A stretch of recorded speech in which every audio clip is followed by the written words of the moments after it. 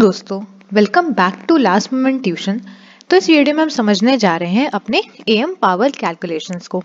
ठीक है, तो बेसिकली हम यहाँ क्या देखने वाले हैं, यहाँ पर हम एम्पलीट्यूड मॉड्यूलेशन जो टेक्निक होती है उसमें आप डिफरेंट डिफरेंट पावर्स को कैसे कैलकुलेट कर सकते हो वो हम इस वीडियो में समझेंगे। अब ये जो पर्टिकुलर टॉपिक है एएम पावर कैलकुलेशंस, इसमें बहुत सारी पावर्स आती हैं। तो इस वीडियो के अंदर हम 2 पावर देखेंगे, नेक्स्ट वीडियो में 2 पावर और इसके नेक्स्ट वीडियो में 2 पावर। तो बेसिकली हम ये टॉपिक 3 वीडियोस में कंप्लीट करेंगे। ठीक है, तो अब देखते हैं एएम पावर कैलकुलेशंस में जो सबसे पहला कॉन्सेप्ट आता है वो आता है टोटल पावर इन एएम। अच्छा, इसका मतलब क्या हुआ? इसका मतलब हुआ कि एम्पलीट्यूड मॉड्यूलेशन जो टेक्निक है उसके अंदर टोटल पावर कौन कौन से फैक्टर से आएगी। ठीक है, तो देखते हैं कि टोटल पावर कौन कौन से फैक्टर से आएगी। सबसे पहले होता है मेरा टोटल पावर का सिंबल। ठीक, तो ये सिंबल याद रखना जरूरी है। अब क्योंकि ये पावर है इसलिए हमने इसको पी से डिनोट किया। ठीक है, और टोटल पावर है तो टोटल की वजह से यहाँ पर टी आ गया। ठीक, अच्छा, टोटल पावर हम जब भी निकालते हैं तो जैसे हमने प्रीवियस वीडियो में जब एम्पलीट्यूड मॉड्यूलेशन को समझा था, जब हम उसका फ्रीक्वेंसी डोमेन का एनालिसिस कर रहे थे, तो वहां मैंने बताया था जब हम उसका फ्रीक्वेंसी स्पेक्ट्रम बना रहे थे तो हमने देखा था कि हमारी कुछ पर्टिकुलर एफसी फ्रीक्वेंसी पे एक कैरियर सिग्नल था, है ना। इसको हम क्या बोल रहे थे? इसको हम कैरियर बोल रहे थे। ठीक है, इसके बाद हमने देखा था कि इसी के एक नीचे एम्पलीट्यूड पे थोड़ा सा कम एम्पलीट्यूड वाला सिग्नल था और उसी के इक्वल एक यहाँ पर एक एम्पलीट्यूड वाला सिग्नल था, है ना। तो बेसिकली एफसी में जब हम एफएम ऐड कर रहे थे तो ये सिग्नल हमें तब मिल रहा था, और एफसी में जब हम इसको माइनस कर रहे थे एफएम को तो हमें ये सिग्नल मिल रहा था।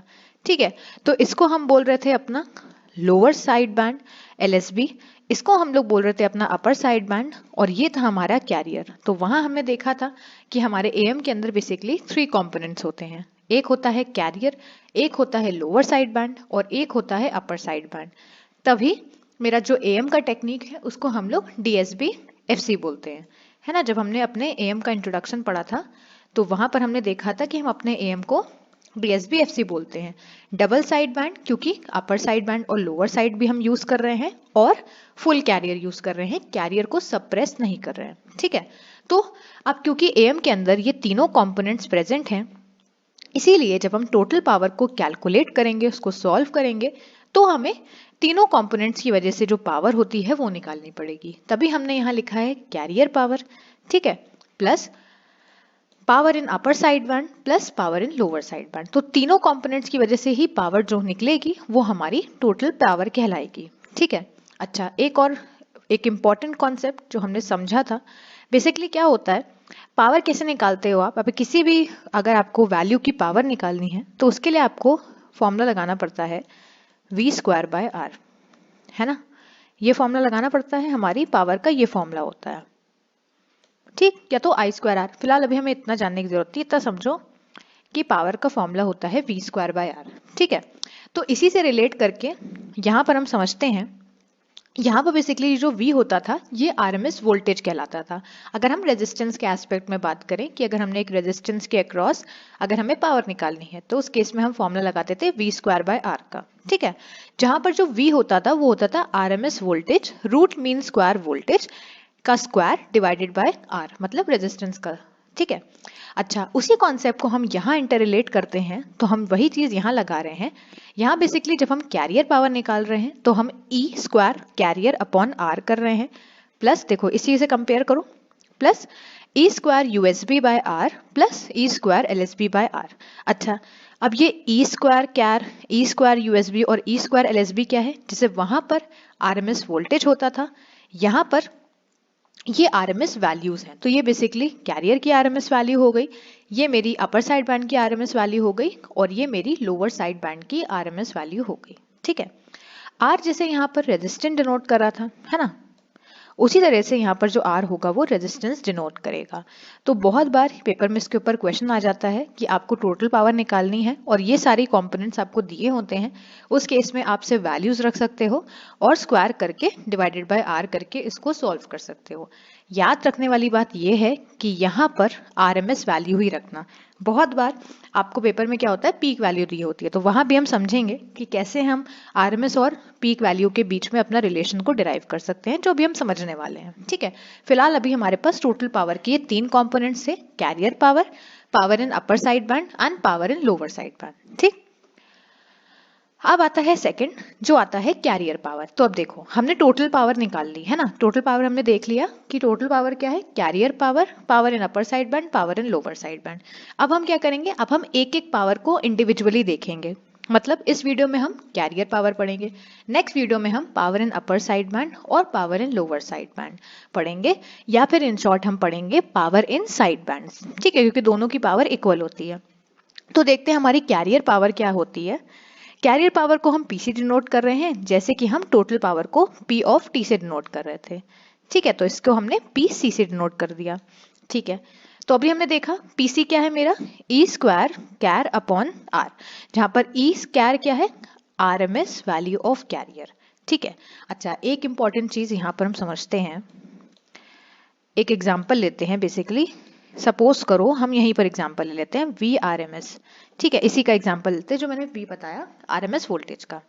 ठीक है, तो एक रिलेशन याद रखना कि आप कभी भी किसी की आर एम एस वैल्यू निकालते हो तो वो क्या होती है, वो होती है V M by root two. अच्छा, अब ये Vm क्या है, देखो इस रिलेशन को याद रखना, ये रिलेशन बहुत इंपॉर्टेंट है। ये रिलेशन हमें क्या बताती है कि अगर आप एक पर्टिकुलर क्वांटिटी, भले ही V ना मानो, कुछ भी मान लो, तो अगर आप उसकी RMS value, root mean square value निकालते हो, तो उसके बीच में और मेरी Vm, अब ये यहाँ पर Vm क्या है, Vm मेरी पीक वैल्यू है जिसको हम मैक्सिमम एम्पलीट्यूड बोल रहे हैं। ठीक है, उसके बीच में एक रिलेशन होता है। रिलेशन क्या होता है, VRMS is equal to Vm upon root two, जहां पर VRMS मेरी रूट मीन स्क्वायर वैल्यू है, Vm मेरी पीक वैल्यू है। तो बहुत बार जो मैंने बताया ना, बहुत बार क्वेश्चन में क्या होता है, Vm दिया होता है, तो उस केस में आपको RMS वैल्यू कैसे निकालोगे, जैसे यहाँ पर क्वेश्चन में क्या होगा, कंफ्यूज करने के लिए आपको मैक्सिमम एम्पलीट्यूड दे दिया जाएगा, तो उस केस में आप मैक्सिमम एम्पलीट्यूड को जब रूट टू से डिवाइड करोगे तो उस केस में आपको RMS वैल्यू मिल जाएगी, और वो वैल्यू आप यहाँ, यहाँ और यहाँ पुट कर सकते हो। ठीक है, तो ये रिलेशन याद रखना, V R M S is equals to V M upon root two, या फिर कोई भी क्वांटिटी। तो वही चीज हमने यहाँ पर यूज करी है, जैसे कि यहाँ पर capital E car R M S value है ना, तो हम वही रिलेशन यहाँ लगाएंगे, is equals to E C upon root two. अच्छा, ये ई सी क्यों है, क्योंकि हमने देखा था कि हमारे कैरियर सिग्नल का जो मैक्सिमम एम्पलीट्यूड होता है उसको हम कैपिटल ई सी बोलते हैं।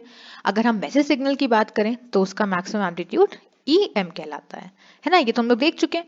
तो इसीलिए यहाँ पर मैक्सिमम एम्पलीट्यूड कैरियर का कैपिटल ई सी हो गया डिवाइडेड बाय रूट टू, जो हमने यहाँ पर पढ़ा। ठीक, अब इस वैल्यू को यहाँ पर पुट करके देखते हैं इस पर्टिकुलर इक्वेशन में। तो हमने क्या किया कि ई कैर की जगह ई C upon root to put कर दिया, इसका स्क्वायर अपॉन आर। अच्छा, इसी का स्क्वायर करेंगे तो इसी स्क्वायर बनेगा, अब सिंस ये डिनोमिनेटर में है तो ये इसके साथ मल्टीप्लाई में चला जाएगा, रूट टू का स्क्वायर करोगे तो 2 आ जाएगा।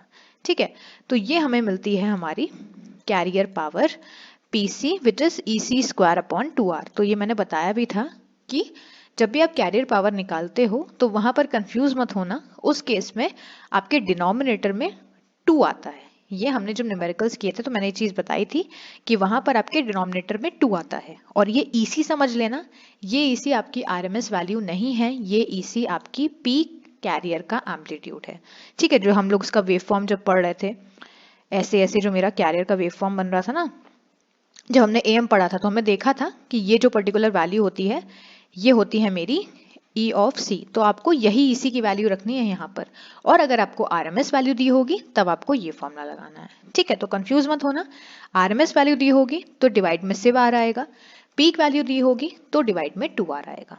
ठीक, अब EC क्या है मेरा, पीक कैरियर एम्पलीट्यूड। ठीक है, अब यहाँ से एक इंपॉर्टेंट चीज समझो कि अगर हम R की बात करें, ठीक है, तो R तो मेरा जो वैल्यू दी होगी वो होगी। ठीक, देखो EC क्या होगा, EC तो मेरा कांस्टेंट वैल्यू होगी ना, जो भी मेरा कैरियर सिग्नल बनेगा उसकी जो पीक एम्पलीट्यूड होगा वो एक कांस्टेंट वैल्यू होगी, है ना।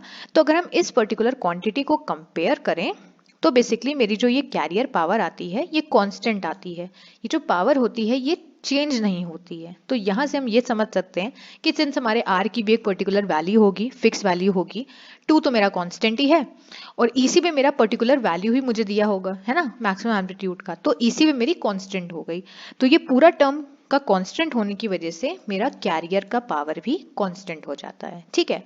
और याद रखना कि मेरी कैरियर पावर मॉड्यूलेशन इंडेक्स पे डिपेंड नहीं करती है।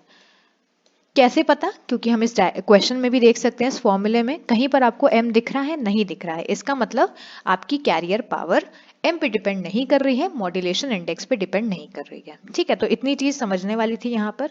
आई होप आप लोग को समझ में आया होगा। Thank you.